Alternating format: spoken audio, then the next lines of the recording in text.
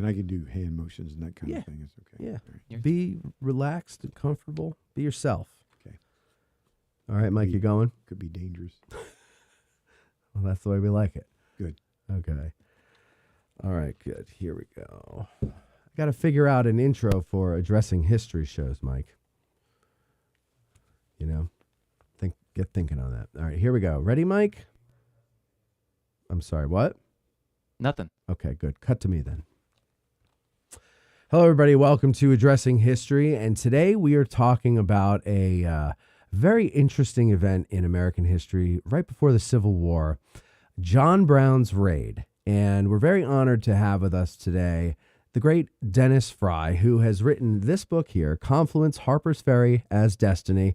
And you wrote it with Catherine, how do you pronounce that? Magi. Magi. Okay, Magi Oliver. And thank you for joining us today, Dennis. Great to be with you. I'm very honored to have this experience with you today. I am too. We've known each other, but not known each other. We only met like a month ago or 2 months ago, something like in that. front right? of the Dunker Church when I was telling my friends to go tell that person in the car to shut up and turn the radio down because I can't hear myself think. That was you. That was me. That's when we first met. Right. That was not the radio. That was Mike on the phone. And I had my air conditioning up really high because if you recall, it was 90-something degrees that day. And I couldn't hear, so I had to crank the volume on the phone. I didn't realize it could be heard. Well, I'm glad it was Dr. Jen Murray and her husband. They happened to know who you were, so they could go tell you to pipe down. Save my hide. Indeed, they did. Yeah. That was a really auspicious meeting. Thank you. It was. It led to this. I'm so glad to be here. I'm glad to have you too, and I'm glad we're talking about this this event here, John Brown's Raid. This episode's coming out when we the same time our tavern talk on John Brown's Raid is, and I hope this will kind of give people a little idea of what the raid actually was. Because I got to tell you, when I was coming up as a kid and we learned the Civil War for 20 seconds in a history class, John Brown... That's now down to 12 seconds. Is it down to 12 now? Oh, good for them. John Brown and his raid was a brief mention prior to the Civil War. And no teacher that I ever had, at least, ever really, and no textbook for that matter, ever really explained to us how that led to the Civil War. And also, you know, I remember Bleeding Kansas and everything, but again, maybe I wasn't picking it up, but I'm pretty sure it was the teachers weren't making that connecting all those dots to the Civil War. So the one confusion that I always had until very recently when I'm researching for the Tavern Talk is exactly how does this raid lead us to Civil War? Because again, back in school, John Brown's Raid leads to the Civil War. But then when we get to the lead up to the Civil War, the real immediate months to it, it's all Lincoln's election. So how does that all work out? And then we'll get into the raid itself. So I'll begin with a statement that may be controversial. Okay. That's great because I love controversy. I love talking about issues that people have different perspectives and different opinions. And this is the statement I'll make. Abraham Lincoln does not get elected without John Brown. Okay. Go into that, please. Want me to repeat it? Repeat it, and then... There is no election of Lincoln in 1860 without John Brown, and John Brown is dead. I think instead of answering that question, why don't we just let folks ponder that a bit? We'll move on. Let's come back. Okay? Yeah, no, I love that. Let's come back. Okay. They can hit pause and they can listen to that statement over and again and see what they might come up with, and then we'll talk about it later on. Fantastic. Let's do that. Okay, so there you go. Think about that, ladies and gentlemen. Now let's talk about the raid. So where does the idea to raid Harpers Ferry come from? What is his overall goal? What does he want to do? I mean, he's been successful in Kansas with all the stuff he did down there. But where does he get Harpers Ferry? So first of all, we're going to ban a word from the rest of this discussion. Okay. If you say this again, we don't have any more discussion. Okay. Oh God. We're going to ban the word raid. Got it. Raid is a 4-letter word and a bad Ban. one as far as this discussion is concerned. All right. It is written not it on my notepad. It is not a raid. Now, Ban raid. yes, and I'm not talking about the raid that we use to kill bugs. Mm-hmm. We're going to ban the word raid for the rest of the John Brown discussion. The word raid is insulting to Brown. It's offensive to Brown. This is a war, Oh, Matt. okay. This is no raid. This is the commencement of a revolution and the commencement of a war. We need to understand that. Hmm. The whole concept of a raid gives you the idea that it's quick, it hits hard, it's over, and it's really inconsequential. Right. Everything I just said is consequential with respect to John Brown and what happens at Harpers Ferry at the commencement of his war. And what is the war? Your viewers know, of course. Many people in American history who study American history don't know, but the war is all about the complete elimination of slavery in this country. Wipe it out. Gone. And this is a mission. It is spirit-driven, spiritually driven. Mm-hmm. It is soul-driven. Every vein within John Brown and every coursing of blood that's pumping through those veins is dedicated to one mission in his life, and that is the eradication of slavery from the land of the free, because we aren't the land of the free. Right. And so Harpers Ferry is the start of the war. Now, why? Why Harpers Ferry? The answer can be summarized quite simply. Weapons. Weapons. You can't fight any war without weapons. Sure. Ask our friends in Ukraine how hard it is to fight a war if we don't provide them with the weapons necessary to fight that war. Sure. Or you put restrictions and limitations on those weapons. Brown needs weapons. He's always needed weapons. At Harpers Ferry, we have a United States Armory and arsenal.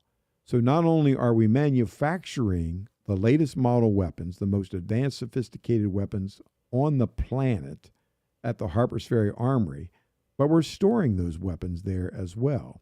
And by 1859, a year before Lincoln's election, we have in storage at the Harpers Ferry Arsenal 100,000 rifles and muskets. 100,000.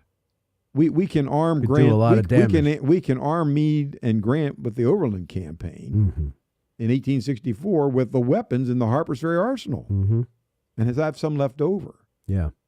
And so the weapons are the target. We have to have the weapons to fight the war. This is an easy target as far as Brown is concerned. So you might be asking this. I would certainly ask this. Why would Harpers Ferry be an easy target? I mean, wouldn't you think that this is a government factory? Right. The weapons that are produced here aren't going into the hands of sportsmen. Right. These are weapons that are being produced for our military, for our Army, for our cavalry, for our Marines, being produced at Harpers Ferry as they are being produced in Springfield in Massachusetts. So this is one of two federal armories, and there are only two. Right. That's the other thing that's interesting. There's only two of them. Only two. Yeah. So you would think that this is like a nuclear arms installation in modern standards. We have weapons here to defend the country, or if we have to go on the offensive, to allow us to do so in the hands of our soldiers. Right. It's phenomenally important place as far as the American military is concerned. We make weapons here for our men to fight wars. You would think it would be heavily guarded. You would think that we would have a heavy presence of support services to protect this military installation at the confluence of the Potomac and Shenandoah Rivers. You would think. You would think. Yeah. Well, here's part of Brown's war plan. War plan. You have to have intelligence. Right. You need advanced intelligence.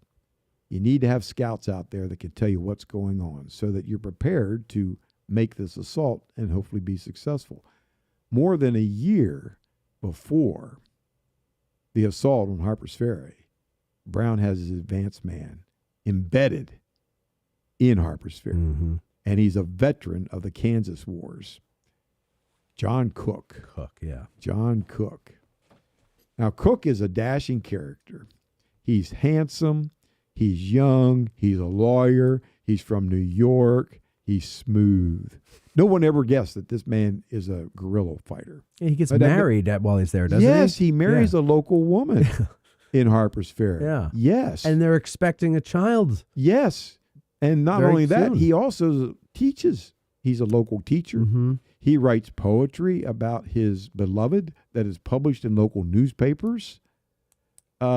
He goes and meets with estate owners in the area because he is an agent to sell a Washington book.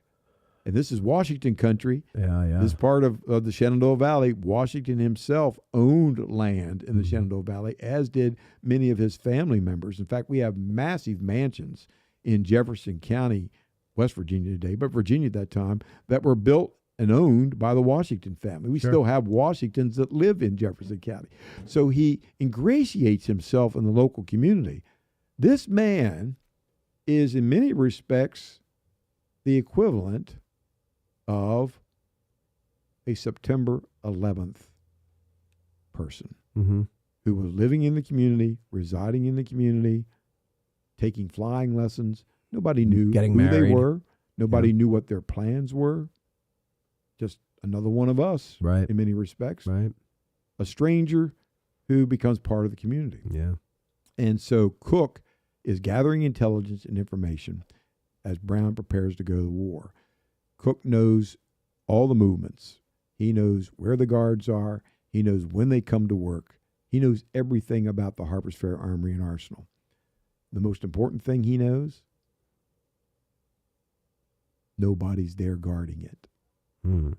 Let me Yes. repeat, nobody. Right. There's no armed men guarding the Harpers Ferry Armory or Arsenal because it's inconceivable. Yeah, right. Inconceivable that somebody would assault this place and take weapons. How who would do naive. that? But that's so, isn't it, like, by our standards today, that's so naive of the government. No one expected a John Brown. No one knew what Brown's plans were exactly. No one knew the target at Harpers Ferry. And it's really, really the government just completely unprepared. This works to Brown's advantage. Mm-hmm. They don't know. It's never happened. They didn't anticipate.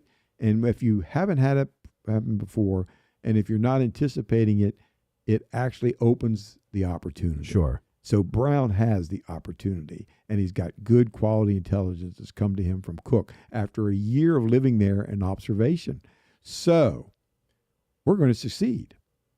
So the plan is the war plan, and this is the first action of the war. Mm-hmm. We're going to come into Harpers Ferry, take weapons, and get out of Harpers Ferry. That's the plan. Go where? Well, we have a headquarters in Maryland, about 5 miles from Harpers Ferry, today known as the Kennedy Farm. It was owned by the widow Kennedy. Brown had rented this for $40 in gold. He paid in gold, rented it for a year. Brown is there as an alias. His name, interesting, he goes from Brown to Smith, Isaac Smith. And he's a complete stranger, but Harpers Ferry is used to strangers. It's the Baltimore and Ohio Railroad, for heaven's sake. Yeah. And so people are coming through Harpers Ferry that nobody knows all the time. Right. So Brown is not an unusual person, not an unusual character as a stranger. But he establishes himself at this remote cabin farm located in the shadow of Elk Ridge, the mountains, and no one knows that he's gathering an army there. No one knows that he's gathering munitions and accoutrements there, and no one knows that he's going to ultimately bring the Harpers Ferry weapons that he captures there. And so the Kennedy Farm is his outpost. It's his forward post. His main headquarters, actually, for the whole operation of this war, not in Maryland, that's a slave state, not in Virginia, but Pennsylvania, Chambersburg. Right. Chambersburg is headquarters for the operation. That's the nerve center for everything. But he's got this advanced post on the forward lines, which is 5 miles from Virginia, and that's going to be where Brown ultimately will take the weapons once he seizes them. So again, get in, take weapons, get out. Now, I worked as a ranger historian at Harpers Ferry for close to 40 years, and people would say, well, how exactly do you propose to move 100,000 weapons? Good question. And each one of those weapons weighs 12 to 14 pounds. Yeah. Now, I want you to do some quick math for me. Geez, you're asking well, see, I have a order historian's mind, so anytime I have to put numbers together, it's going to be a failed experiment. Yeah, exactly. I mean, the only numbers I'm good at come in fours, and they're always a date, right. a year. Right. That's all I know about exactly. numbers. So we got 100,000 weapons times 12. Mm-hmm. 12 pounds. I mean, how much million. is that? What was that? 1.2 million? Something. That's just I don't know. Somebody in the back? Is anybody smart back there? 100,000 times 12. That sounds is 1.2 million. That sounds I'm going to close guess enough. that. Mike, you got your calculator? Why are you asking us to do work? Well, because you're just sitting there for Because free. you have two historians here who don't know anything Yeah. about math. So somebody needs to do this math for us. I'm going to go with 1.2 million. That's just off the top of my head. Having done, 1.2 million pounds, says John B. in the comments. All right, so 1.2 million pounds. 2,000 pounds in a ton. I know that. Mm-hmm, I know All that right, too. so that's the next mathematical calculation we have to have. We got 1.2 million pounds divided by 2,000 pounds. How many tons is that? God, How many tons is that? Division was the worst for me. A lot. What is that? Is they're doing this? That's 600,000 tons? What the heck? Wait, no, What is so you're trying to do 1.2 million divided by 2,000. Divided by 2,000. Let me just do this here. You all didn't know you're going to get a lesson in math today, did you? This is really important. Brown Right. has to calculate this. All right, that's 600 600 tons. tons. All right. How are we going to move 600 tons of weapons? How are we going to do that? Well, Does this present a logistics issue? yeah. Think about moving 600 tons with an army Yeah. a few years later. Right. 600 tons. Right. How many wagons that would require? How many mules that would require? Food for the mules. Yeah, Yes. got to fuel them. Got to Yep. fuel them up, and water, and on and on and on. So how are we going to do this, and nobody's going to know about it? Right. We're going to do this secretly. So already this war plan seems to curiously unravel. That like no common sense to this. Yeah. And that would be the question I often would get at the national park from discerning visitors, good quality visitors who could do math better than you and I can. And they would, say, how are you going to do this? Right. Mr. Ranger? But Brown has the answer. Okay, good. Brown has the answer. Finally. I don't need 100,000 weapons. My army is not George Meade's army. My army is not Lee's army in Northern Virginia. My army is a guerrilla force of 10, 20 men at a time. I don't need 100,000 weapons. Give me 2,000. Give me 2,000 weapons, maybe 3,000 weapons. But again, how are you going to how many men does he go with? Well, we come into Harpers Ferry with 18 warriors, 18 fighters, soldiers. Many of these men are experienced Kansas fighters from the Kansas guerrilla wars. Okay. So it's not like he just went out onto the street and said, "Hey, I'm John Brown. I'm going to start a war on slavery. Would you like to join me? Why don't you come on over to the Kennedy farm and a couple nights from now we're going to go into Harpers Ferry. We're going to take some weapons, Right. and I think you'll be just perfect for that." No. His men are many of them veterans of war. All of them are passionate about terminating slavery. All of them. Right. All of them are willing to die. Right. True believers. Absolutely sacrifice their lives Yeah. to eradicate slavery. And all of them are loyal to Brown. They all believe in Brown. They all believe in his plan. And so we still have to move several thousand out of Harpers Ferry, but it's doable. It's functional. We can do this. We can make this work. And we come in on a Sunday evening. We're going to start the war on a Sunday evening.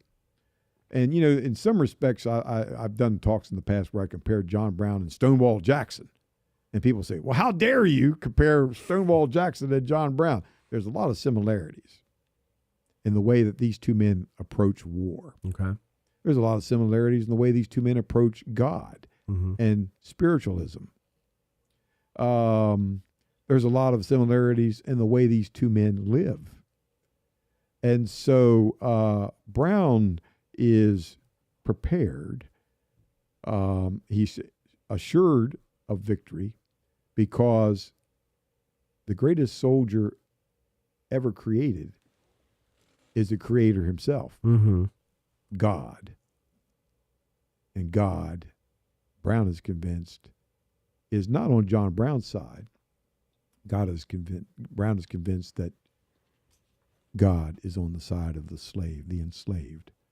That God is now saying, it's time to end this. It's time to rid this nation of this. And you are my instrument, John Brown.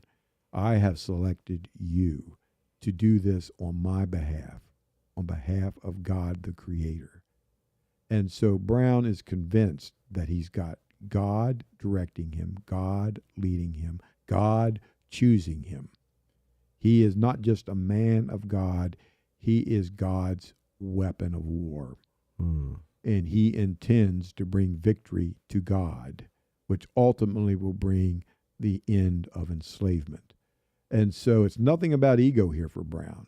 He's very willing to say, I am doing this because God has selected me as his warrior, as his personal messenger. And others believe that as well. I mean, Brown is very convincing when he speaks to people about his understanding of what his role is in this existence, in this life, that he has been chosen by God for this moment, for this purpose, and God will back him and God will support him. So failure is impossible because God is with him. Have you had, when you were working for the Park Service, I'm sure when you would say things like that some people would, but they probably wouldn't ask you, but they would probably just blurt out that he sounded like a crazy man. Oh, my. Oh. I mean, one of the fabulous things about Brown, working in a national park, wearing Brown, was that John Brown came to Harpers Ferry. And one other thing they knew was they had an opinion about John Brown. Now, from their perspective, it wasn't opinion. This is what I believe. Yeah. This is what I think I know about John Brown. And that was an incredible, rich resource, the visitor and their opinions of Brown to work with as a park ranger. I used to love to start a tour where I'd get there a little early and I would, all rangers are taught to do this, mingle with the audience and try to find out where people were from. And it was always an enlightening moment. And during Harpers Ferry, we attract visitors from all over the country and internationally, just like here at Gettysburg. Yeah. I mean, big audiences. And so on a hot summer day, it wasn't unusual to find a family from Massachusetts at Harpers Ferry. I loved it if I also, on that same day, on that same tour on John Brown, found a family from Mississippi. I thought, oh boy, this is going to be fun. We're going to have fun. And I literally would start the tour introduction and say, okay, John Brown program, and out we're going to go. But before we do, I understand you folks are from Massachusetts. Welcome to Harpers Ferry. What do you think of John Brown? And Massachusetts would tell us what they thought of John Brown. Out of the corner of my eye, I'd see Mississippi over here squirming. In fact, about ready to pick up the bench and throw it. Yeah, I bet. I mean, passionate. Sure. That's not what I think. And so, of course, after Massachusetts finished, I went to Mississippi and I said, well, do you agree with that? Oh, man. And right there it was. Right there was the story. Americans are very passionate about Brown, but very divided. Right. Very, very opinionated. And much of it deals with geography. In fact, it was even better if I had somebody from California in the tour, which I often did. And after Massachusetts had their say, and Mississippi would respond in a very different way. And I'd look over to Massachusetts, and I'd go to them, to California, I'd go to California and say, well, what do you think of John Brown? And the response usually was, never heard of him. Oh, interesting. Huh.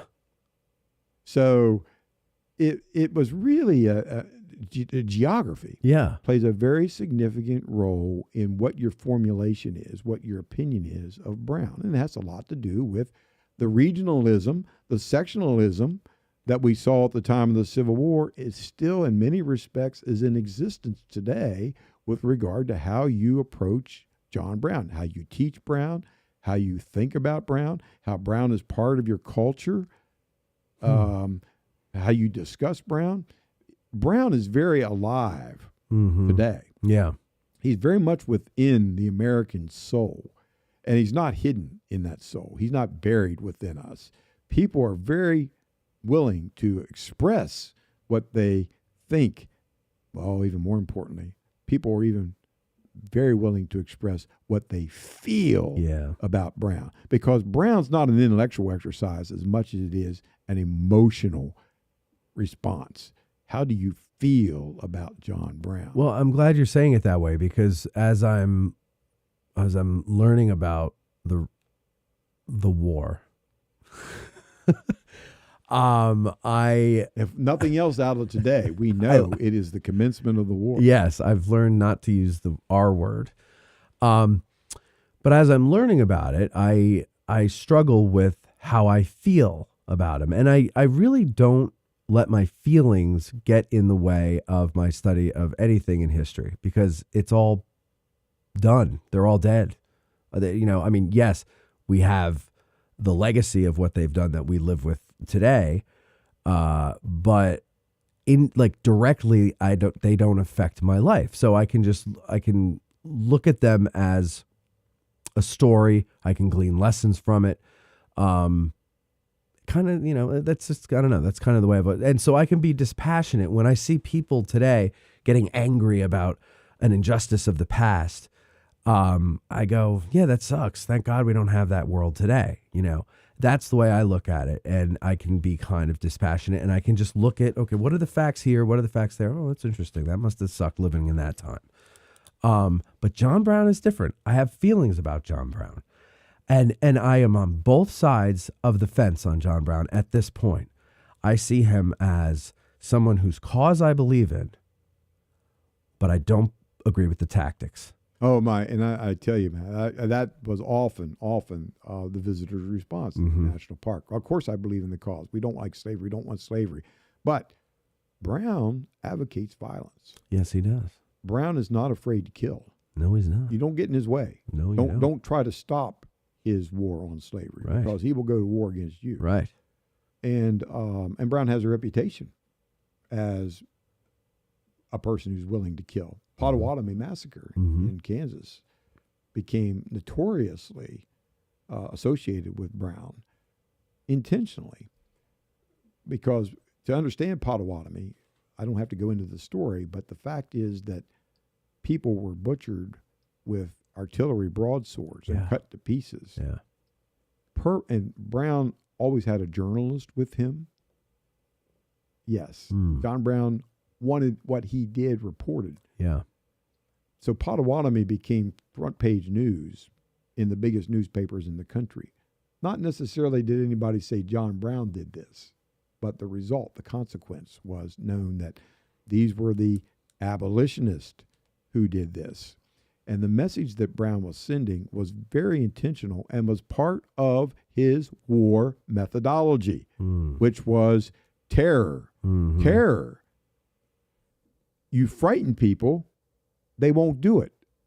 And so the idea was that if I have these brutal butcherings in Kansas, and the word gets out that if you dare come here as a proponent of slavery, this might happen to you next, you feel that terror. Sure. And you're going to say to yourself, do I really want to take that chance that I might be next to have the artillery broadsword slice me into pieces? And so it was a very effective way of saying to slaveholders and to the slave proponents, stay out of Kansas. because it was all about democracy, of course, Right. and it was all about let the people vote, popular sovereignty. So if your popular sovereignty is on your side, which is the abolitionist, and you're keeping the others out through terrorist tactics, that can be very, very effective. Now, I often heard Brown referred to as a terrorist Mm-hmm. by people that would come into the national park. First Mhm. word out of the mouth. John Brown, that terrorist. But the next couple that came into the visitor center could look at Brown and say, martyr. Mm. I believe in that man, and he was a martyr. The next couple that comes in could look at a photo of Brown and say, madman, as you did a moment ago. Crazy, Mhm. crazy man. But the next couple that comes in and sees that same photo and looks in those same eyes can say, saint, Determined. saint. Yeah. So who is Brown? You know, Brown is enigmatic. He is literally can be whatever you want him to be. Whatever you think you want him to be, John Brown can be that for you. And this is what makes him so fascinating, because it's your own conditioning, it's your own prejudice that defines who John Brown is for you. Mm. Yeah, it is. And that's what's so fun about this. Like, Yes. I'm enjoying learning about this because it's making me challenge what I think, like what a terrorist is. For example, you brought that word up. There's a lot of things Not that, my word, incidentally. No, I know, I, but I mean, sure. One of the things about being a ranger, just so everybody understands here, that Dennis Frye is not taking sides with regard Right. to John Brown. No, yeah. The ranger job at Harpers Ferry was really fascinating because people came in on sides. Yeah. People came in on one side or the other. We almost never met anyone who was neutral on John Brown, but that was our job. The ranger job was to be perfectly neutral, so that if you at any moment shared what your personal opinion was of Brown, you were damaged goods. Mhm. You were a damaged ranger. Mhm. You were basically taking a position that was advocating as a government official Mhm. for one side or the other. Well, no, that's forbidden. We couldn't Right. do that. Right. We wear that ranger uniform. That ranger uniform meant strict neutrality for every employee that had that uniform on. And so we would hear the words. Yeah, I'm sure you We did. would hear the words from Yeah. both sides. And, Yeah. you know, I guarantee you, Matt, after every John Brown tour I did, I've had the privilege of doing hundreds of them at Harpers Ferry. At the end of every tour, never failed, visitors would come up to me, and it was the ultimate compliment question. The ultimate compliment question. It was not a compliment. It was a compliment question. What do you think of him? What do I think Yeah. of John Brown? Yeah. I knew when they asked that question, I had You succeeded. did a good job. Because they didn't know where the Rangers stood, and Good. they wanted to know where the Rangers stood. Yeah. Of course, I would not say to them, I would never give them an answer. None of my Rangers would ever give an answer. The idea was, no, don't give yourself away. Mm-hmm. And so we would usually retort with, well, really what's more important is what do you think of John Brown? That's a good answer. And then they would discuss their own feelings again, reinforcing whatever or maybe their perspective changed as a result of the tour. Yeah. But the point is, we weren't trying to open minds. We weren't trying to close minds. We were trying to open the discussion. Mm-hmm. And if people were willing to participate in the discussion, we as a ranger were successful. Right. And you can only do that if you present it from a neutral or impartial perspective. Yeah. It's so fascinating that this one man, you know, and especially Can entice so much emotion. yeah, and especially because, you know, the Civil War occurs a few years later, and so many more men of notoriety come out of that. And you would think that that would kind of cast him into the corner somewhere, but and I guess in a way he sort of is, Well, if you're from California, he got even bigger. He got even Yeah. bigger in death. right. So as an example, the secession ordinances, the various secession conventions that are held after Lincoln is elected, and then you read their explanation for their secession by the various southern states, the initial southern states. It's not. You'll see references to Brown in these secession Yeah. ordinances. That's how he continued to grow much bigger and larger even after his death. Yeah. He just became omnipresent in the discussion, the American discussion over enslavement and what are we going to do about this? And one thing we need to address right now is we were talking about the war, but now the war's ended. John Brown's war. What happened to Brown? He's dead. What happened to Brown at Harpers Ferry? What happened with the weapons? Well, let's go back to that for a moment. Yeah. So he comes into the town with all this intelligence on a Sunday evening, rainy Sunday night. Sunday's the only day the armory doesn't work, so there's nobody there. And remember I mentioned that Cook had given him intelligence. There's no guards. So, although he comes into town with 18 men, he comes to the bridge that crosses the Potomac River. Remember, we're coming from Maryland into Virginia. We've come about 5 miles from headquarters, the Kennedy Farm, into the bridge, the Potomac River B&O Railroad Bridge. It's also a pedestrian wagon bridge. One watchman. Yeah. A fire watchman. 18 against 1. You win. And he's not a guard. He's not armed. He's looking out for fire. He's looking. The most greatest danger to that bridge is fire. Right. We got locomotives coming through there spitting sparks. Yep. He's a fireman. We have our means in and out, and we didn't fire a shot. No warnings. It's ours. Working like clockwork. Now, it's about midnight, a little before midnight. And we go to the arsenal, and we go to the armory gate. And it's closed. They're closed. They're enclosed. Mm-hmm. We rattle the gate. Out walks the night watchman. Notice I said men, not men. Singular, one person. 18 against 1. Mm-hmm.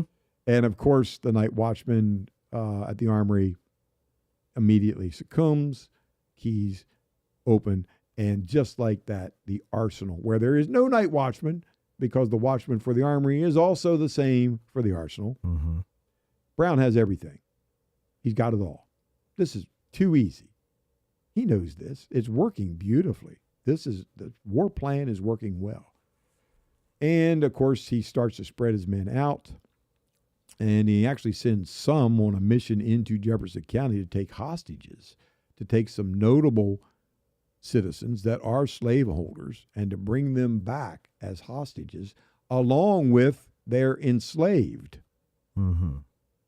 And so by the time that's finished, there are 11 human beings that a few moments ago are defined by the United States Supreme Court as property. Mm-hmm. When they come into the presence of John Brown, he welcomes them as a person, as a human. Right. That's happening at Harpers Ferry that night in the opening stages of the war. 11 enslaved now with Brown. Nobody talks about this. We do in Confluence. Yes, we you do. discuss Yes, this you in do. Confluence, Mm-hmm. but it's usually ignored. All the emphasis on the hostages, not those that they just freed. And so the war's underway, things are going well, and then it happens. Now, any general, any captain, any sergeant, any private can tell you that the best war plans, something's not going to work at some point. No plan survives contact with the enemy. Exactly. Yeah. Well, you know what the enemy was in this case? A train? Yeah, but we even knew it was coming. Yes. We knew the train was coming. Yeah. So there's a passenger train coming in around 1:15, 1:20 a.m. on Monday morning. Now it's October the 17th. And Brown's men scattered out. Everything's quiet. Town's quiet. Everything's going well. And the train's going to come in from Wheeling. The idea was passengers get on, passengers get off, even though Brown's got everything surrounded. And it takes off across the bridge. Nobody knows anything that's happened at Harpers Ferry because the railroad is irrelevant. Brown's not trying to capture the train. He doesn't want the train. He just needs a train to do its usual. Come into town, pick up passengers, drop off passengers, and leave. Mm-hmm. And no one knows that John Brown is this mysterious blanket that is now hovering over Harpers Ferry. Well, one of the night watchmen escapes their captors Hmm. and knows there's a train coming and hurdles off, rushes off as fast, sprints away as fast as he can towards the train. Yeah. Well, he gets there and the train stops. Not too far from the train station, but it doesn't come to the train station. So it's just sitting there. And there is a porter, a baggage porter, at the train station waiting for the train. And he's perplexed. He's befuddled. Why is it sitting out there and I can't do my job? I can't greet passengers and take their baggage, etc. So the baggage porter goes towards the train to investigate. Halt! It's about, again, 1:15, 1:20 in the morning. Yeah. You don't expect to hear that word. Right. And it's very dark. Remember, we don't have electric lights, Mm-hmm. and there's no gas lights. It's very dark. There's a few lights in the Army grounds and around and inside the station and the hotels in that area, but it's very, very dim. Mm-hmm. And you hear halt, and you turn around and you see shadows and you see men that weren't there a moment ago. It's like these apparitions that just came out of the earth. Right. Well, you could deal with an apparition, Yeah. but these apparitions have weapons. And you Right. can see that they've got guns. And so, this is the classic fight or flight. Mm-hmm. You don't have a gun, but there's a train. I see that train. I see the light of the train. That's safety. I go that direction. I got to get there. So the baggage porter flight takes off and running right at the train. Now he's a silhouette Mm-hmm. because we got a light. And that's the only bright thing that you see. And here's this person moving right into the light. Halt! Again. Firm, declarative, adamant. Keep on running. I would. Yeah, I would too. I'm not stopping. Well, fascinating. Two of Brown's men raised their weapons and fired at the fleeing man and hit him. Bullet goes through him. Down he goes. First shots of John Brown's war.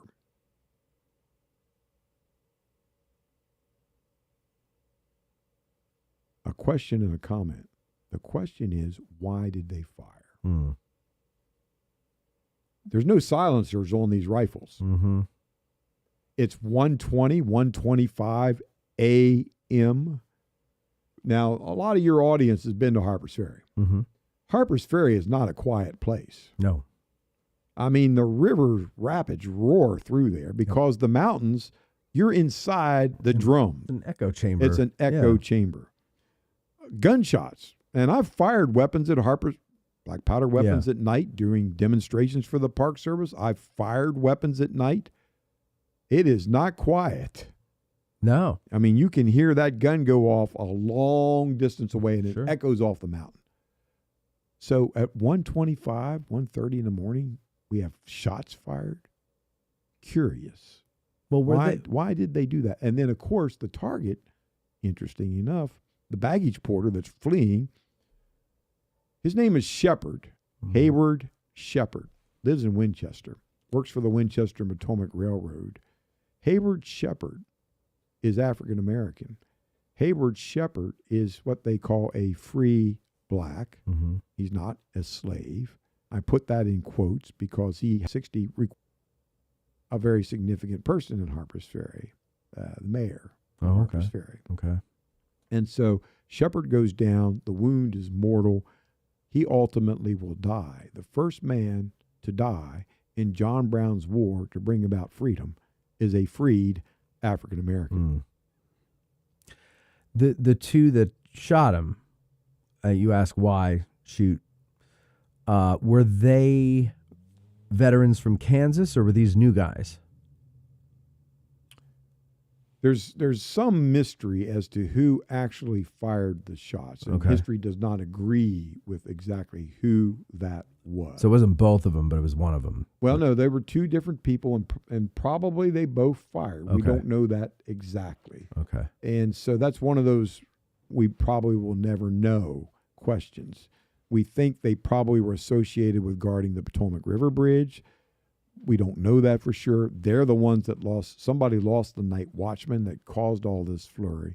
But the consequence of this is this. Two consequences. The first consequence is, what do we do with this train? Mm. Somebody's going to miss a train Mm-hmm. if it doesn't show up at the next station, and people are going to start asking questions, and somebody's going to come looking for the train. Right. That's a problem for Brown. What do we do with this stalled train, who he has no interest in? Strategically, tactically, militarily, it is meaningless in this war. But now it is the meaning, because what the decision is on the train could have ramifications. Brown's in a terrible predicament. If he keeps the train there, somebody's coming looking for it. And if he lets the train go, word's going to get out. Right. Either way, he's screwed. Right. Yeah. Brown probably didn't use that word, but so then the other factor is this. What about that dying man? Well, sure enough, those shots are heard. And wouldn't you know that living in a boarding house right across from the armory, is a doctor, Mm. John W. Starry, Mm-hmm. Starry. Well, Dr. Starry, it's a little unusual on a Monday morning at 1:30 to hear gunshots. There might be something going on outside. Perhaps I should come and investigate, see if my services are needed. So he rises from his bed. He dresses in his chamber. He comes out of the boarding house onto Potomac Street. He approaches the armory, and he's confronted by Brown's men. Who are you? What are you doing? Dr. Starry simply says, I'm a doctor, and I heard shots. Is there something I could do? And so they take Dr. Starry to the mortally wounded shepherd. And apparently they have brought, this again is also open to debate, but some will suggest that he actually has been brought to the train station. So Dr. Starry can examine him in some light in the train station. Okay. And so Starry will look at the wound as a groin wound. He will pronounce it as fatal. Mm. Nothing he can do for Hayward Shepherd. And Brown's men make a terrible error. You and I think, would say to Dr. Starry, well, welcome. You're now a hostage. Right. Didn't happen. I was reading that in the book, and I was like, why did they let him go? They let him go. Yeah. Dr. Starry just kind of disappears into the darkness, fades away, does not go back to his bedchamber. No. Went to a nearby livery, grabs a horse, and as we say in Confluence, he becomes the Paul Revere of Harpers Ferry, literally. Right. He gets the word out. He will go all the way to Charlestown, nearby Charlestown, the county seat of Jefferson County, and all of a sudden on Monday morning before dawn, church bells are ringing in Charlestown. Now that's a universal sign of fire, fire, and nothing frightened people more than an urban fire. Sure. And so everybody turns out, and Dr. Starry says, I don't know what's happening exactly, but Harpers Ferry is under siege. Harpers Ferry has been captured by armed men. Militia then gather in the square in Charlestown. And here's one of Brown's errors. When he was in Kansas, he was able to almost always escape. Almost always had an escape route, and typically was being chased by what in essence would be like another guerrilla force. The U.S. cavalry eventually would show up out there, and that would be more problematic for these type of raiders. But Brown did not apparently understand or appreciate that the local militia was not some ragtag get-together once a year.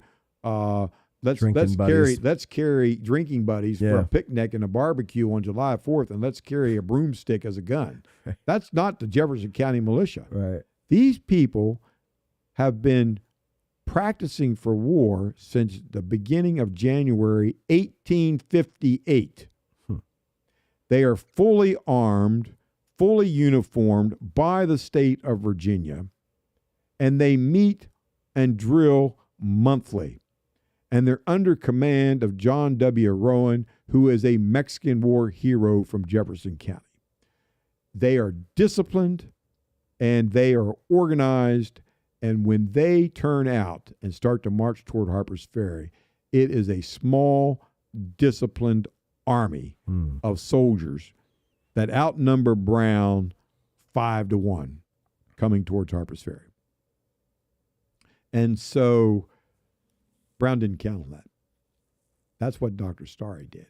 He was able to get the alarm out. Well, interesting enough, the war is going to go very bad as a result of these things. The train, which Brown incidentally does allow the train to go.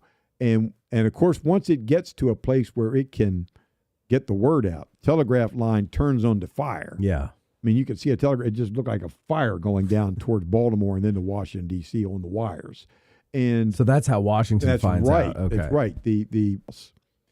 And President Buchanan will determine that, look, you know, if we've got insurrection, and by this time, the word is it's insurrection. It's slave insurrection. Everybody's thinking Nat Turner. That's not what it is, but that's the fear. That's the terror. That's the immediate response. And so the President of the United States says, well, there may be militia, but we need the regulars to deal with this. And the only regulars anywhere around Washington at that time are United States Marines based at the Washington Navy Yard. So they're called into action, and they're placed on a train.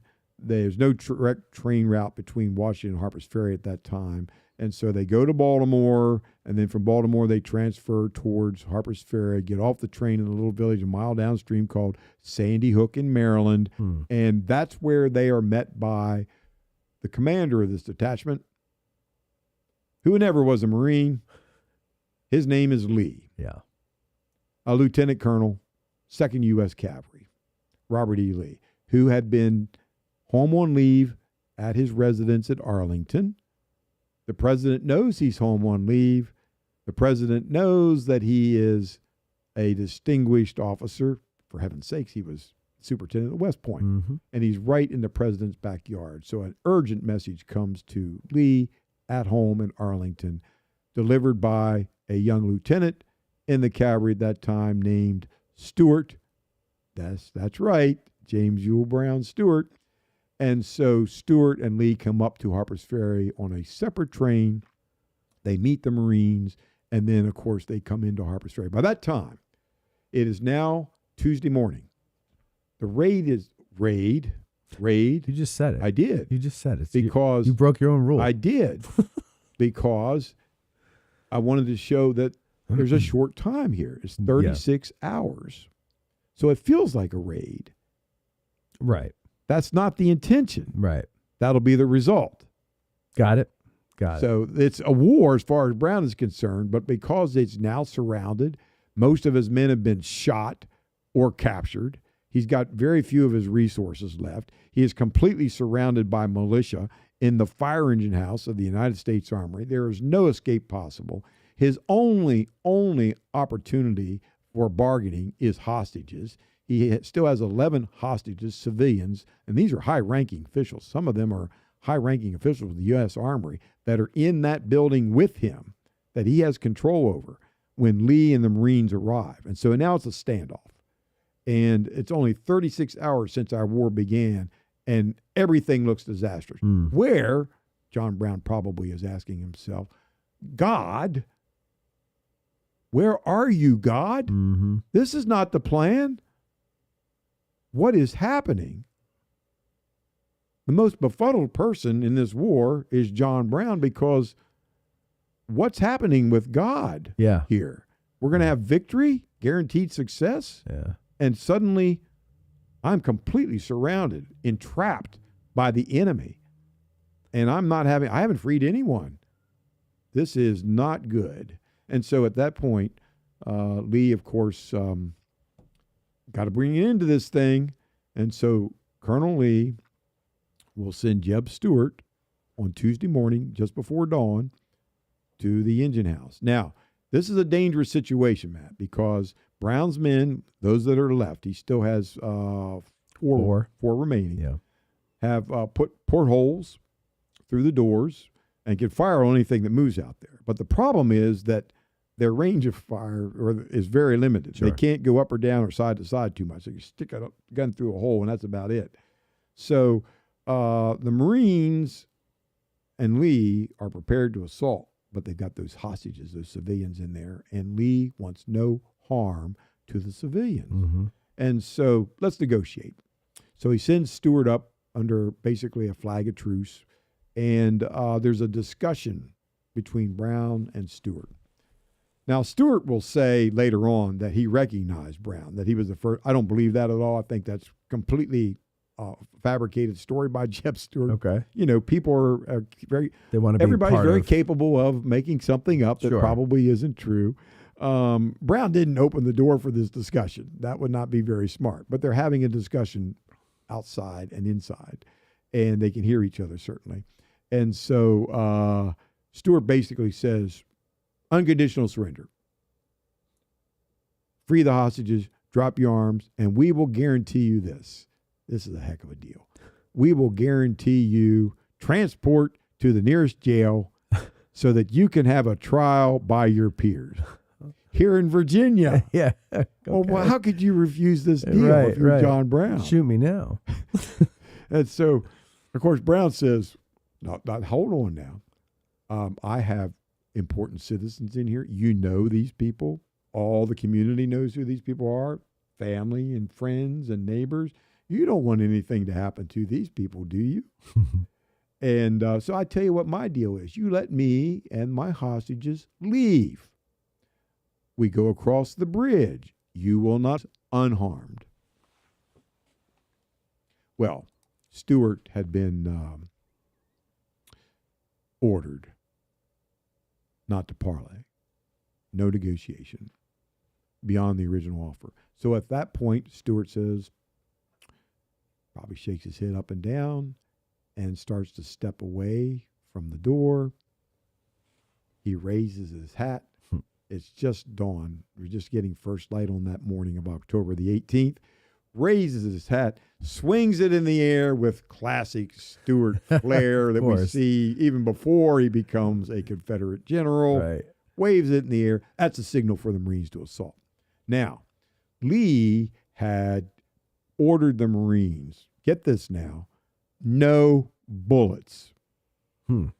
No bullets allowed. This is going to be a bayonet assault on a fortified building. Okay. And the reason for that is that Lee was very concerned that some stray bullet might take out a hostage. Sure. Okay. Makes sense. I mean, you know, bullets don't have sides. Right. That's true. They can't discriminate on Indiscriminate, who you're trying to save and who you're trying to kill. So Lee, no bullets allowed. So we're going to do this assault with bayonets. Now, this is extremely happy. The anniversary of the John Brown War, because this is a Marine Corps battlefield. Right. We're going to have Marines killed here and wounded here. Yeah. And so they would come up to study this action, and I loved it. I loved being able to do the tour for them. Sometimes they included, you know, brigadier generals or major generals that would be with the group. Yeah, nice. And of course, the most wonderful thing to say to a Marine was that Robert E. Lee, a cavalryman, was in charge of the Marines. That never went over well. Right. It wasn't because it was Lee. It was because a cavalryman is in charge of us. The world is definitely going upside down. Yeah, right. And so they follow Lee's orders. They prepare to make the assault. And the final few moments are very dramatic. The Marines, because this is a fire engine house, this is the fire engine house for the whole armory complex and the arsenal complex. And so it's there to protect against fire. They found a ladder. Imagine finding a ladder in a firehouse. Yeah. What a strange thing to find. Indeed. And so let's use the ladder as a battering ram, because Brown has sealed the doors. There's 4 massive doors, and they're all sealed, and he's placed the fire engines with water in them up against the doors. These doors aren't moving. And so they think, well, maybe we can use a battering ram and see if we can dislodge the door. So handpicked 12 Marines, volunteers basically, say, we'll do it. And so their first assault is a little bit sheepish, where they're using the building to try to protect themselves as much as possible. And then they're going to try to strike a frontal assault and not be shot.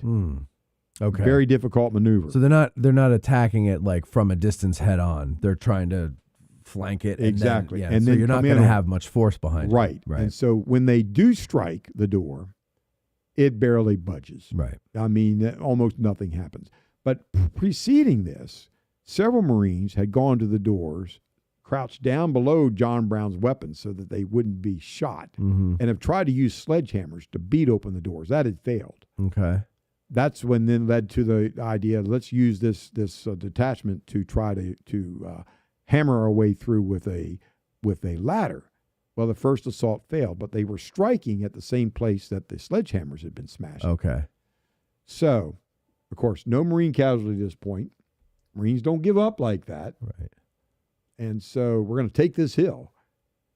And so this time they're going to stand in front of the fort and just full speed ahead. It's the classic damn the torpedo. Let's just damn the bullets. We're going in. And so the second thrust is a frontal assault, and they go full sprint with that ladder right into the door where the sledgehammers have been working. And sure enough, it's enough force to put a hole through the door. They penetrate the door. But it's only big enough for one person at a time to go in there. Yeah. All right? One person at a time. Yeah. Now, I want to ask you and your viewers a question. Okay. How many of you would willingly put your hand into a rattlesnake's nest? Not I. Just stick it in there. Nope. Just put it in there. See what happens. Nope. Nor will I stick my head in that hole. Well, obviously, you're not a Marine. No, I'm not. Hell no. The Marines are furthest going thing from a Marine. Marines are going in. Yeah. Marines are going in. Yep. And so Lieutenant Green, who is the leader of this detachment from the Washington Navy Yard, and there's 90 Marines, incidentally. Lieutenant Green, first man in, armed only with his saber. Only with a saber. Remember, bayonet assault, no bullets allowed. Yeah. Armed with his saber. And Big Balls Green is what I call him. And it's basically a parade saber. It's a dress sword. Oh, right. Yeah. I remember It's a dress sword. Yeah. And so in Green goes head first. When I did my tours at Harpers Ferry, I'd always ask my audience, are there any Marines in the group? You never say former Marine, because a Marine's always Once a Marine. always a So Marine. that's right. Yep. Any Marines. And often there would be a Marine or several. The first person that I would take in that building with me would be a Marine. Okay. Every time. Okay. And so in we go. Now, Green, it's still pretty dark, and it's smoky in that building because they've been firing, and it's really kind of hard to tell who's who.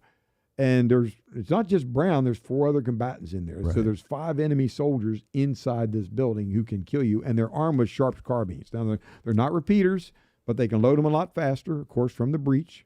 And so they're going to get more shots off than you, and you're not getting any shots off because Lee took the bullets. You don't have bullets, yeah.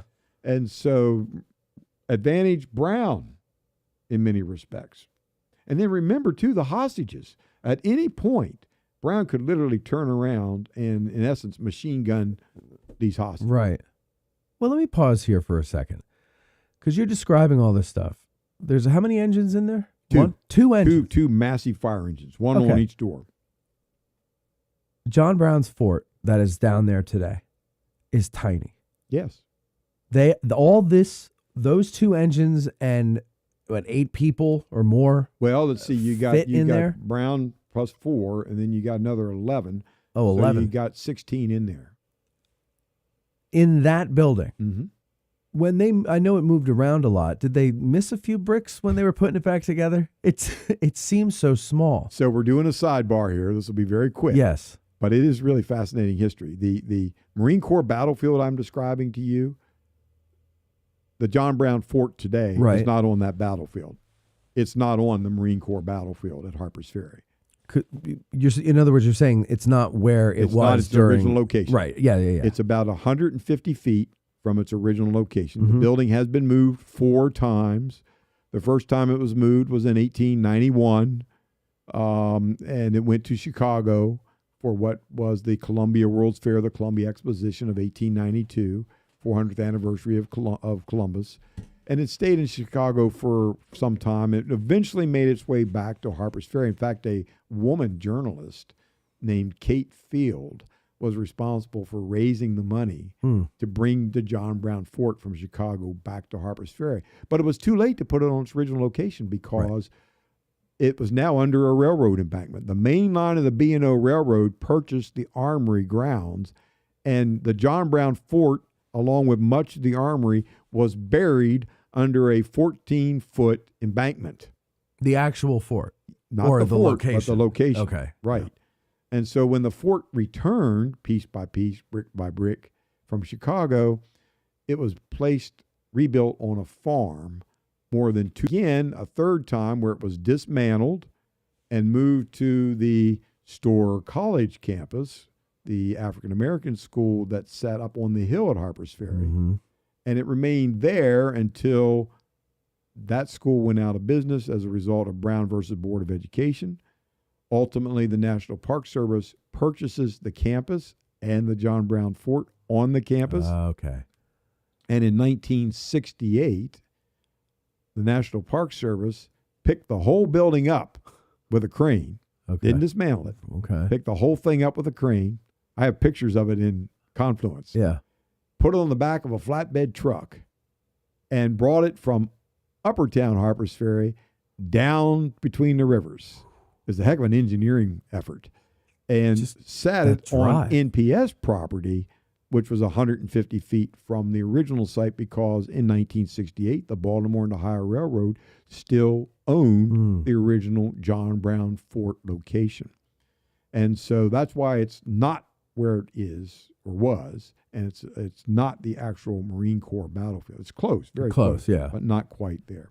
And that embankment, unfortunately, is still there. It still covers the original John Brown Fort. Right. There was no embankment there at Right. the time. So, but still, it's so small. Well, and it is, but when you look at it from the outside, it's small. But when you go inside, it really condenses. It really feels even smaller. And Yeah. that's Okay. Yeah. The reason good. for that is because there was a second compartment. There's an interior wall that separates the fire department, fire engine aspect from the fireman's residence. The fireman himself had his own office there. Okay. Or where he would bed down. Yeah. It's just like a fire company today. You Sure. got a place where you can sleep, a place where you can eat, and then you got the engines. Right. Exactly the same thing. This was the engine compartment that Brown and his other people were in, and the hostages. And then on the other side of a brick wall, which is the other third of the building, was the fireman's residence. Oh my God. So it's even smaller Yeah. when they're in there. Yeah, when you go in there, it really narrows. It really gets small. It really becomes confining. Now, is that the way it's divided today? Yeah. Oh, I seem to remember it as just one open. No, there's a brick wall on the inside today All right, I that have to- separates the fireman's compartment from the fire engine section. I have to revisit this now. Okay. So, but that is a lot of people to be putting Well, let's in get that. back to Lieutenant Green. Yeah, go ahead. So, we got this hole. Head first, in goes Green. He doesn't go through the hole and stand up. He goes through the hole, and there's a fire engine, massive fire engine, Right. blocking him. He can't stand up. And so what Green does, this incredible bravery, Yeah. as we would expect from a Marine, Of course. is he crawls on the floor under the fire engine. Right. He's in the rattlesnake nest. Mm-hmm.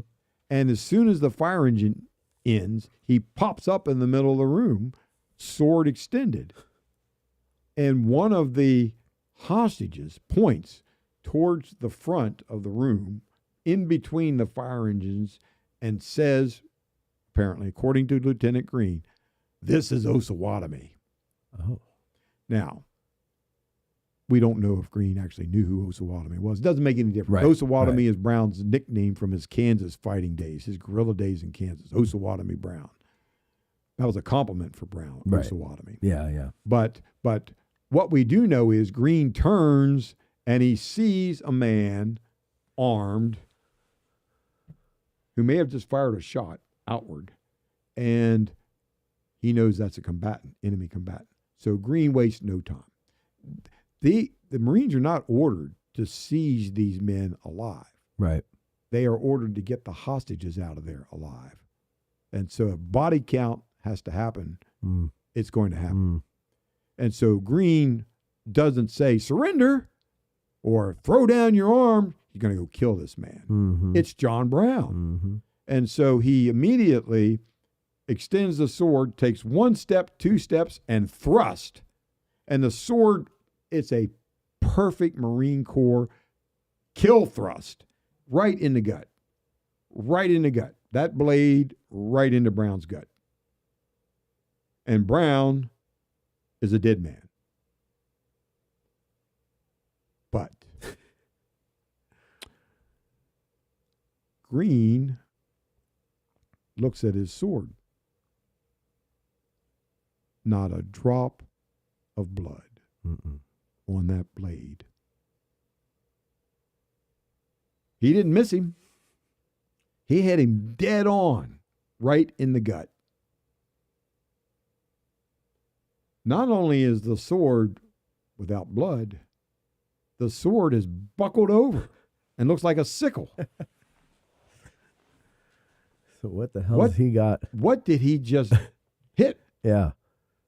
Well, we know now what happened is that Brown was wearing a breastplate, metal, of course. He was wearing a buckle, belt buckle, metal, of course. And it just so happens that that sword struck either the breastplate or the belt plate. Just so happens. Yeah. You know what that was, Matt? What? The hand That of was God. God. There you go. There's God. That's God. Yeah. That's God. Because- Because think about this. Yeah. And I tell people this when I'm right there in the engine house, right there. We're feeling the drama. We're sensing it. We see it happening right there. And up or down, Brown is dead. And are we talking about him as much as we do today if he dies there? No, and not absolutely the way not. he did. Right. Absolutely not. He would become more of like an asterisk or a footnote in history that, here's this crazed man who had this crazed idea, who attacked a United States government installation, who failed and was killed. And that was the end of it. Yeah. That wasn't the end. So that's why you're saying that's the hand of God. Yes. Not for helping him with his accomplishments in his day, but his accomplishments At after that his death. moment. Well, no. The very fact that God's hand kept Brown alive allowed Brown then to exchange the sword for the pulpit. Okay, gotcha. And we'll go there in a moment, but first, it's over in about 3 minutes, everything. Other Brown's men are either bayoneted or captured. Every hostage freed unharmed. Okay. Every hostage. And one of them was what? George Washington's great-grandnephew? Yes, Lewis Washington, yes, who Brown had wanted to capture for the symbolism of the Washington name. And he also had some artifacts that George himself had owned and had come down through the family that now Brown had. Very symbolic. He also had enslaved that were brought to Harpers Ferry and freed momentarily. And so it's over. The war at Harpers Ferry that began with such great promise, with such great opportunity, and with pretty simple execution. Get in, weapons, get out. Complete catastrophe. Absolute, abject failure. Brown is a failed warrior. And that's how he's known in terms of this war. Failed war. But that's not how Brown is known, because what happens next is what's consequential and what then builds the staircase of martyrdom or treachery for John Brown. And of course, we'll talk about this when we have the tavern experience. But he will be taken to Charlestown. He will be placed on trial. This all happens very quickly.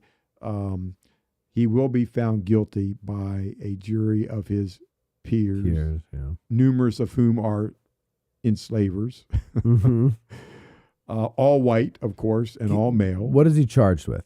He is charged with murder.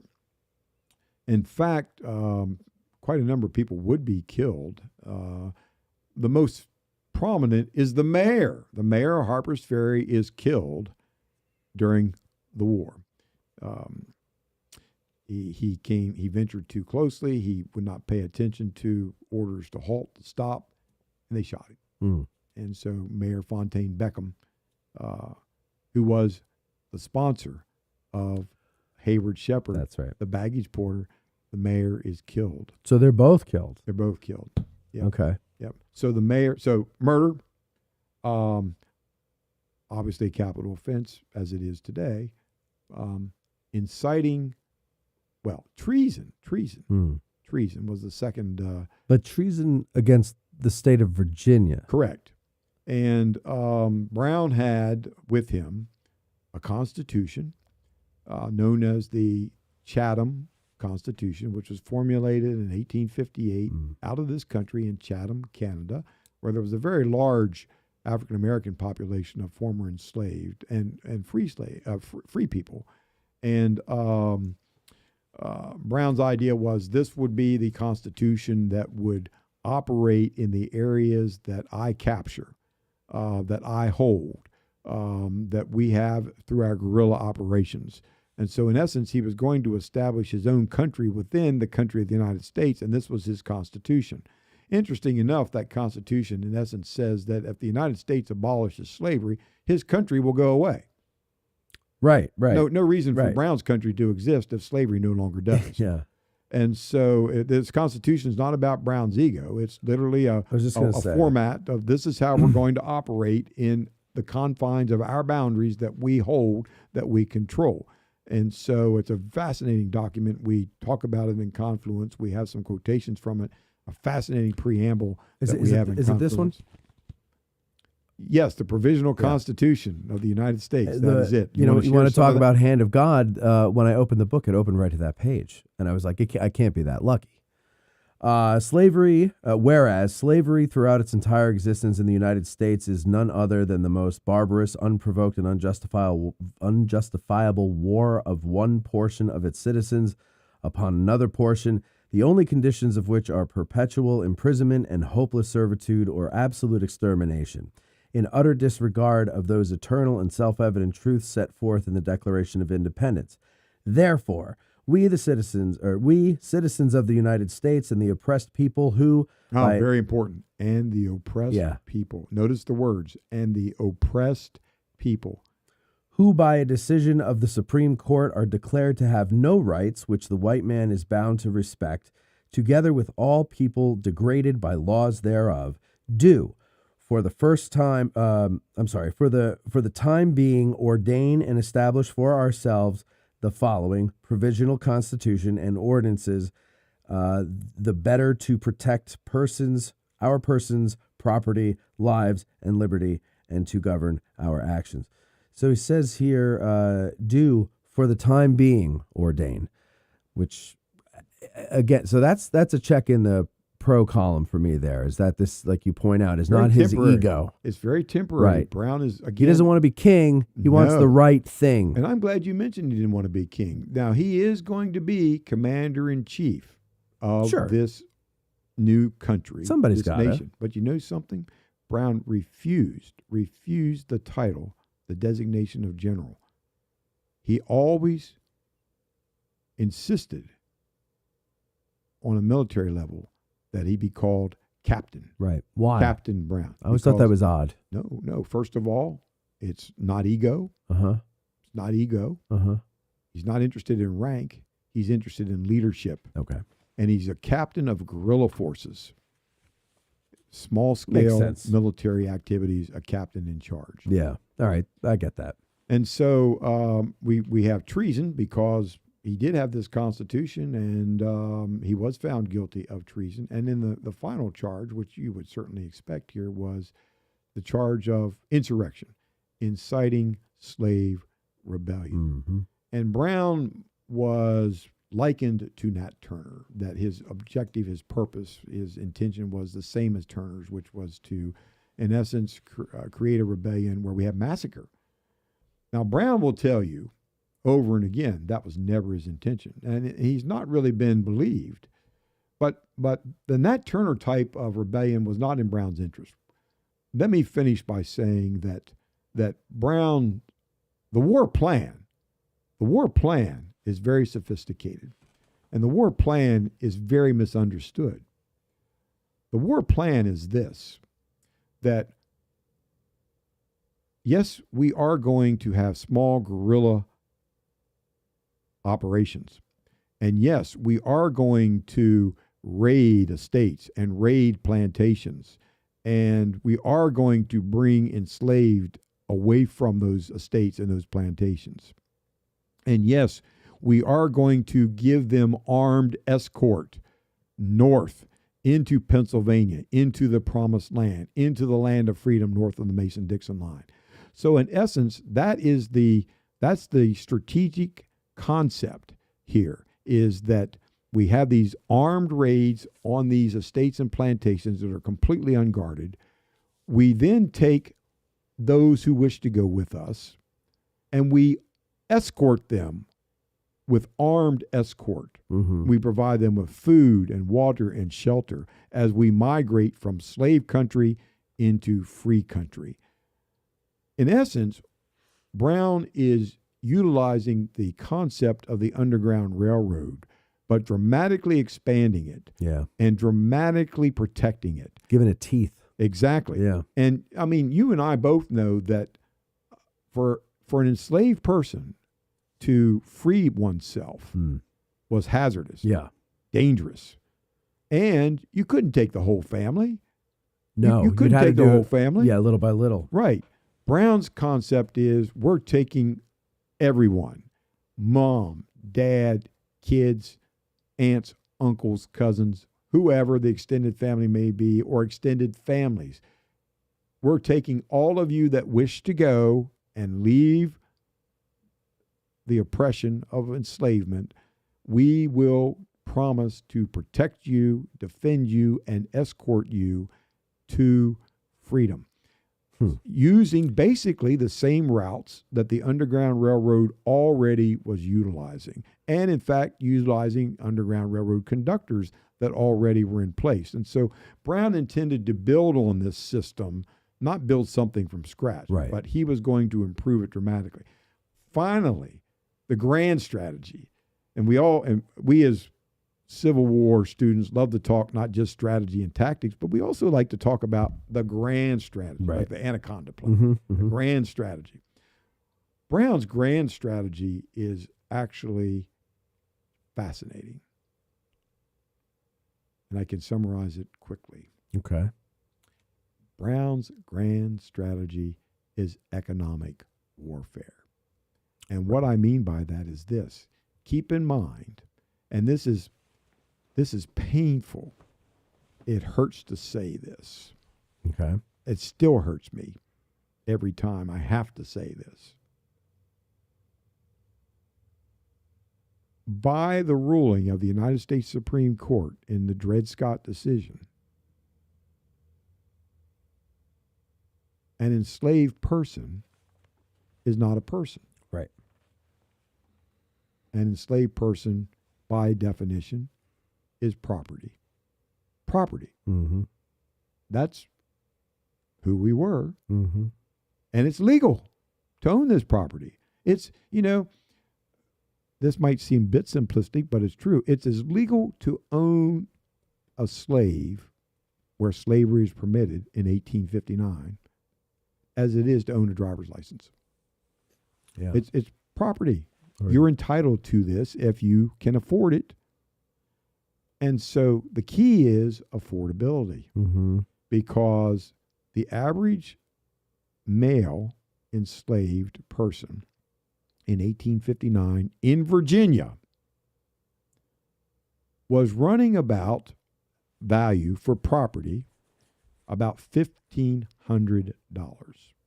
You might say, well, that seems not too much, $1,500. Well, let's keep this in mind. Back then it does. Let's keep this in mind, that in 1860, the average American annual worker's salary for a year's worth of work, $300 a year.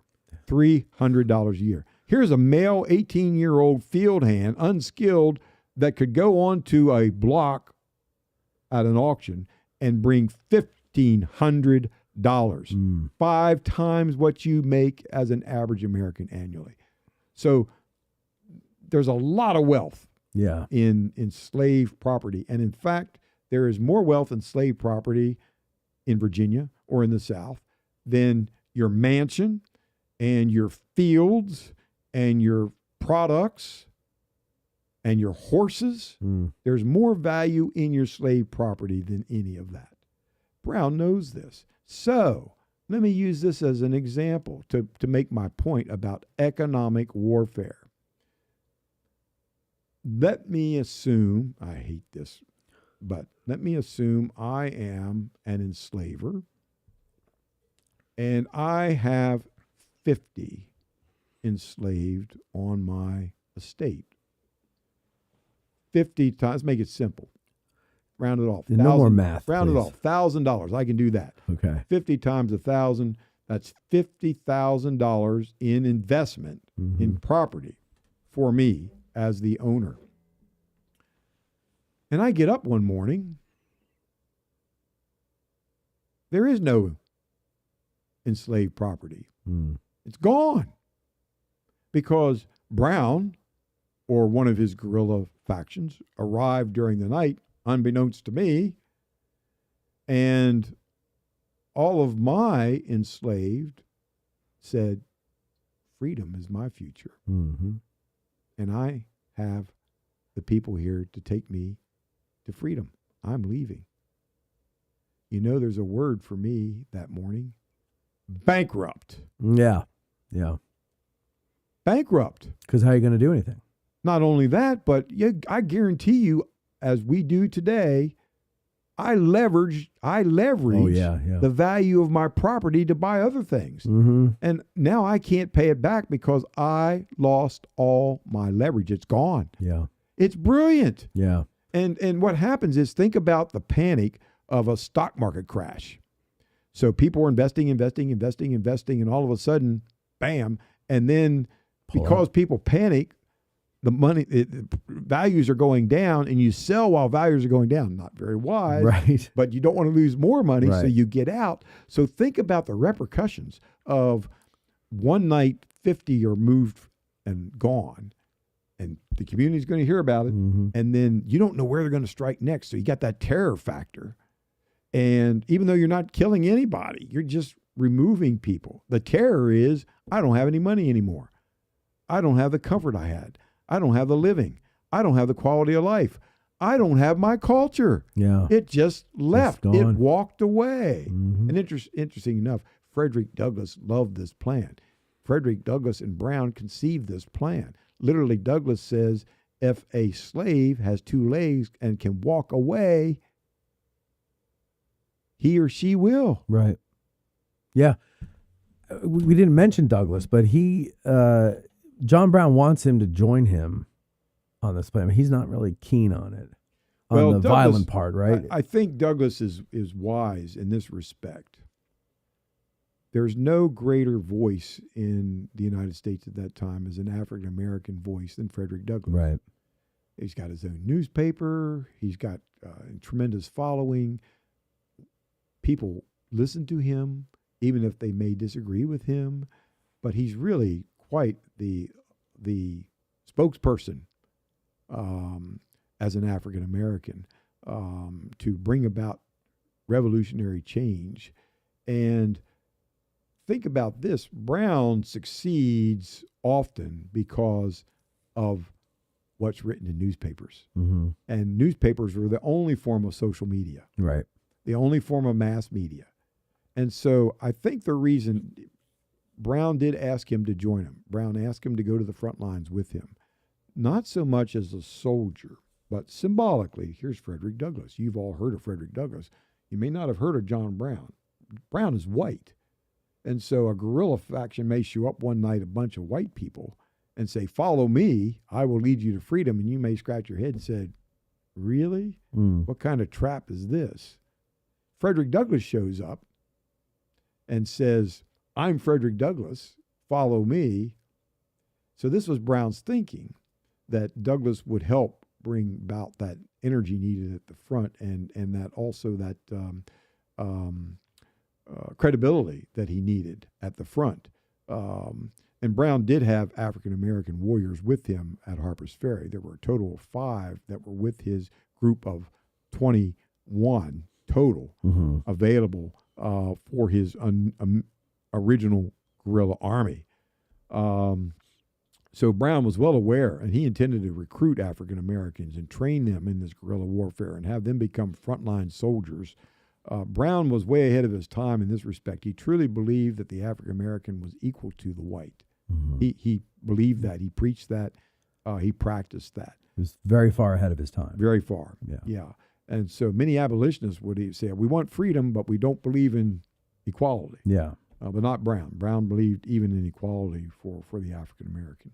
And so he intended to recruit them and use them as his warriors on the front line to help bring about these slave escapes and then helping to take them to freedom. But, man, just the economic aspects of this. And then think of what happens as it goes on a rampage, and all of a sudden slave values depress all across the South. You go from $1,500 to $1,000 to $500. And even if you aren't bankrupt, the value of your property has decreased so dramatically because it's not secure property. Right. It's insecure. Yeah. And if you can't secure it, it then becomes volatile. And that's exactly what the Brown grand strategy is. In essence, it is a war against the Southern slave oligarchy. It's to smash the oligarchy by bringing about an end or a termination to the value of enslaved property. And when you think about Lincoln a few years later, before we had the passage of the Second Confiscation Act in July of 1862, Lincoln's plan was, let's purchase the slaves. Let's buy the slaves. Lincoln believed it was a whole lot cheaper to purchase the slave property than to continue the war. And he was right about that. Yeah. But he couldn't get the Congress to agree. He even attempted to experiment with this in the various border states. And even the border congressmen were very uncomfortable with the idea of providing the funds necessary to go and buy the slave property. And so Lincoln also was thinking about economic value, as was Brown. But Brown wasn't buying anything. Brown was saying, follow me and we will destroy the owner because you no longer are owned.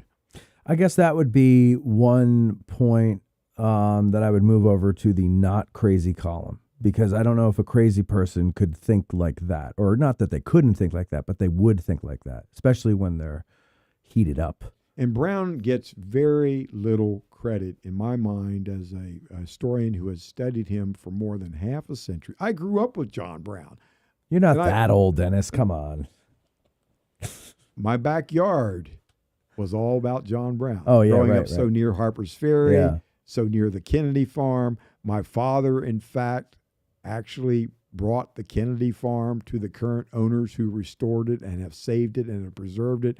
I mean, we are really, my mountain I grew up on, the Elk Ridge, with all the charcoal roads, they were all part of the Underground Railroad system. Okay.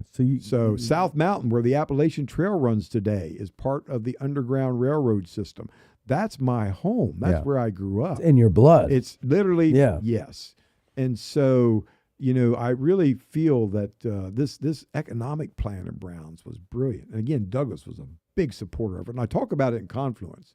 Well, I actually use words that Douglass has in support of this plan you will see in Confluence, where you will not find typically anywhere else. And then again, I want to emphasize as we finish up the war plan, this could have worked. This could have worked. That was one of my questions. Do you think that it could have worked? Yes, absolutely. This isn't crazy. There's nobody guarding Harpers Ferry. The weapons are there to be Oh, taken. that part could have Yeah, worked. yeah, Yeah. The weapons are there to be taken. Get in, get out. Nobody even needs to know you've been there, literally, except for perhaps a watchman that says, I don't know who these people were. They showed up with guns, and we were missing some guns. I don't know where they went, but they're gone. They don't know there's no indication of what this is all about. And the Kennedy Farm, remember, is a forward position. What you ultimately are going to do is move things from there to Chambersburg so that you can stage a long war. This isn't going to be short. Brown knows that. He knows that this is going to take a long time. And so Chambersburg becomes his refuge, his place of safety, Pennsylvania, to conduct this war out of Franklin County. Franklin County is a hubbub of underground railroad activity, and there's a lot of conductors in Franklin County, Adams County. We all know that. And so this is a great place for Brown to stage this war. So we have these intermittent strikes into the mountains of Virginia and Maryland and North Carolina. And Brown doesn't have to go very far. Virginia itself is the largest of the slaveholding states. Just by creating complete chaos, economic chaos in Virginia, it could potentially have a domino effect throughout the rest of the South. So the idea is Chambersburg is your base, and you would run down into slave states, rescue some people, get them back up, continue to do that, Yes. and then hopefully people would free themselves and find your men. Possibly. But you probably have agents down among the people as well. So do you think that could have worked? Well, because it sounds a little. It's impossible to determine whether or not the guerrilla warfare itself would have worked.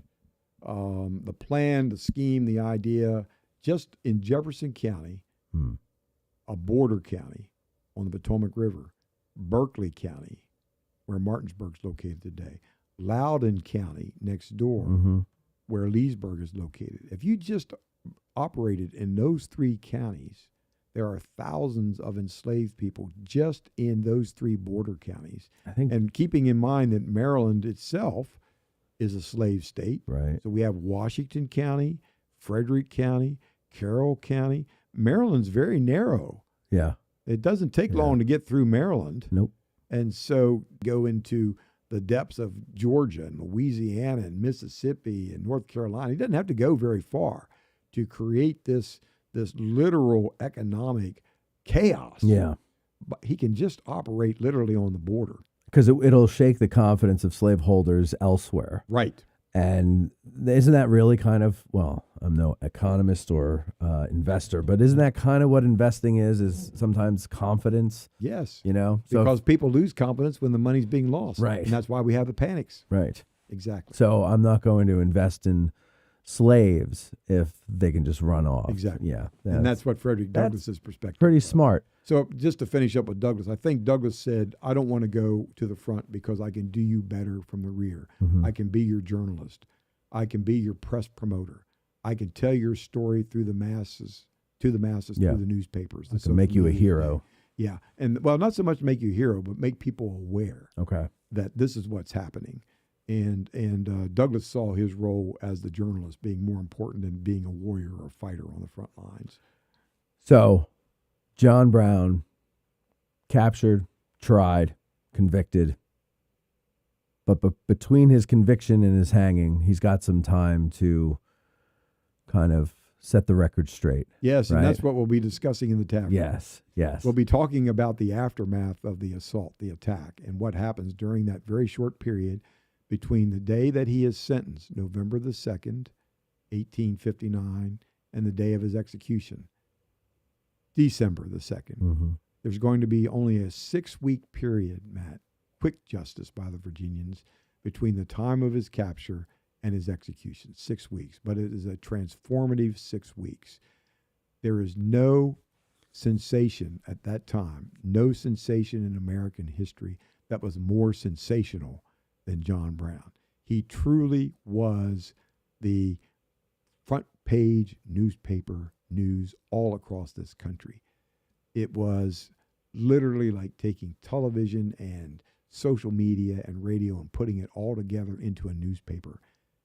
Nobody could ignore John Brown. Everyone was talking about John Brown around their kitchen tables or their dining rooms in the evenings. Brown had forced the nation to confront slavery. No longer could it ignore it. There was no way out. There was no escape. Brown brought slavery into your home, regardless of where you lived, through the newspapers. And so let's finish with this. Two things. First, I said that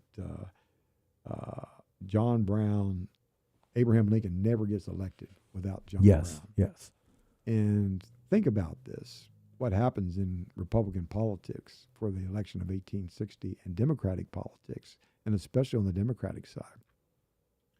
My argument is that Lincoln doesn't get elected if the Democrats remain unified. They don't remain unified. They were so disunified, in fact, that they actually created two Democratic parties, and they actually had two candidates in the 1860 election, and that split the Democratic vote terribly. Yeah. And so we have four candidates running in 1860. There's an independent party also, and then there's Lincoln and the Republican Party. But the Democrats just ate each other alive. And it was really ugly in Democratic politics. It was fractional, it was sectional, based on what had happened with John Brown. And so the Southern Democrats went one direction, the Northern Democrats went the other direction, and the ultimate direction was Abraham Lincoln in the White House. Right.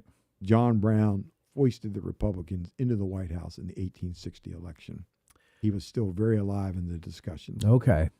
And then Lincoln's election led to the Civil War. Didn't take long before South Carolina secedes. And finally, let's look at Brown's last moments.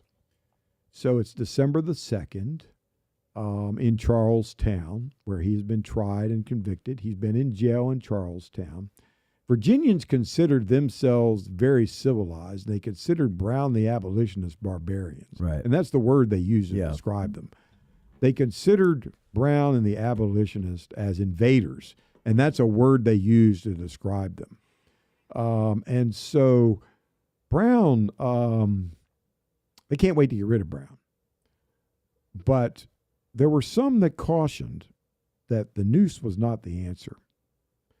There were some level heads in the North that were very concerned about martyrdom and very concerned about what the ramifications would be in the South, that this would unify the South, that the best thing to do with Brown would be to make him a miserable felon, that's a quote of some of the newspaper editors, and put him in a penitentiary to rot. As opposed to execution. Yeah. And one of my favorite quotations that I've read in a period newspaper comes from, and I have this quotation in Confluence, comes from the New York Journal of Commerce, which is the predecessor of our famous Wall Street Journal. And the editor of the New York Journal of Commerce had a very specific warning for the South. And this is it, and I quote. Remember now, a northern newspaper editor warning the South. Monsters are hydra-headed, and decapitulation of the monster only quickens its vitality of reproduction. Yeah. So on December the 2nd of 1859, Brown will be brought out of his jail across from the courthouse in downtown Charlestown. He will be placed into a wagon, sitting on top of his own coffin, and will ride to the execution site, which is about 3 blocks away from the courthouse. And it's an open field, beautiful views of the Blue Ridge and the Shenandoah Valley. And Brown actually comments on how beautiful the country is. It's now time has come. There are no civilians. He's surrounded by nearly 2,000 Virginia militiamen because they were concerned until the very last moment that there would be an attempt by Northern abolitionists to free Brown. And so the governors called out the militia. That's why Thomas J. Jackson is there with the Virginia Military Institute Artillery. Okay. It's Jackson's artillery, his guns that had every approach to Charlestown covered, with his guns looking outward on those avenues. Uh-huh. John Wilkes Booth is there on that day. He Right. joined the Richmond militia, the Richmond Greys, and witnesses the execution of Brown. And so just before Brown is... Was the Hamtramck Guards there? yes, Shepherdstown. Do we know, was Wesley Culp there? Of Well, he was Gettysburg a fame? member of the Hamtramck Guards, which I know. became Company B, 2nd Virginia Infantry. And, of course, we know Culp's story from Shepherdstown. I don't know. The Hamtramck Guard was an organized militia unit. They responded to John Brown's attack at Mhm. Harpers Ferry. They were there at the execution. Whether Culp himself was, I'd say likely, Yeah. highly likely. Don't know for sure. I don't have a roster, but likely. Yeah. Okay. And so just before Brown ascends the scaffold, he pulls a note out of his frock coat to give to his jailer. And he and his jailer actually had befriended each other. They'd gotten to know each other pretty well over the last few weeks. And they had respect, a mutual respect for each other. Brown was treated well in prison, and the jailer thought Brown was a model of bravery as he was about to face his certain execution and what the jailer thought was certain hell. You're going to hell. Brown didn't think he was going to hell. Brown was convinced that God was truly on his side, Yeah. and God now was going to take him home, and that he would be at home with his God. And so Brown was very comfortable, showed no nervousness, no anxiety, was ready to go and be with his God. And he handed the jailer a note. And we have an execution to take place here. He didn't have any time to read that note. Execution occurs. Brown is dead. Afterwards, the jailer, he handed me something. And he decided to look at it. So he pulls the note out of his own coat and reads for the first time Brown's final words. And this is what it says. And I learned these words as a 15-year-old working at Harpers Ferry National Park as a volunteer, hoping someday to be a park ranger, hoping someday to be a historian. I remember these words because keep in mind that the soil of John Brown was my soil, my home. So these are the words in that final note. I, John Brown, am now quite certain that the crimes of this guilty land will never be purged away but with blood. He was right. That's the end of this discussion, but that was not the end of John Brown. Dennis, I always know when I have a good show on my hands when I am superfluous to the guest.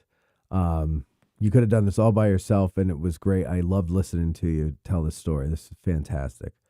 Thank you for doing this. I really appreciate for the it. opportunity to share this with you and your audience. You're very welcome. Anytime you want. The book is Confluence, Harpers Ferry, and As Destiny. You can get it anywhere, really, right? On Amazon. I got this in the bookshop at Harpers Ferry. I suggest you get it. It's really a great book. I like the way you write it because it's not all linear. Right. Right. I like that. Get a hold of it. You won't be sorry. Dennis, thank you very much. Pleasure. Thank you. And thank you all for watching. Thanks, Mike, back there. Great job. Thank you. Great Appreciate job. it. I love that. That was Thank you. poetry. It really was, if you don't mind. No, I'm honored.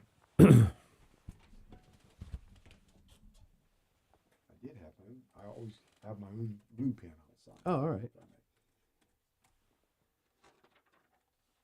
Let's see. Absolutely outstanding. Thank you, Dennis. Just purchased the book online. Great show. 135th anniversary of Antietam. Dennis said our preservation march was only 9 miles as the crow flies. I replied, I'm no crow. Dennis Frye is one of the godfathers of preservation, so glad you finally got him on. Awesome guy to talk with. one of my favorite, one of my history rock stars. Um, Zach, that was Zach that said that, and then Michael said, "Fully agree. This is easily one of my favorite episodes." Look at that! Oh, it's just all good stuff, Dennis. Okay, cool.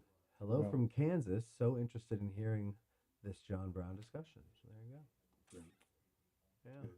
Well, honored to be your guest. Thank you Oh very yeah, much. And love it. I'm really proud of what you've done here with your business and, Oh, how thank you're, you. how you're going to expand it. Yeah. Thanks. And I hope that this can be part of that expansion for you. It will be. It absolutely will be.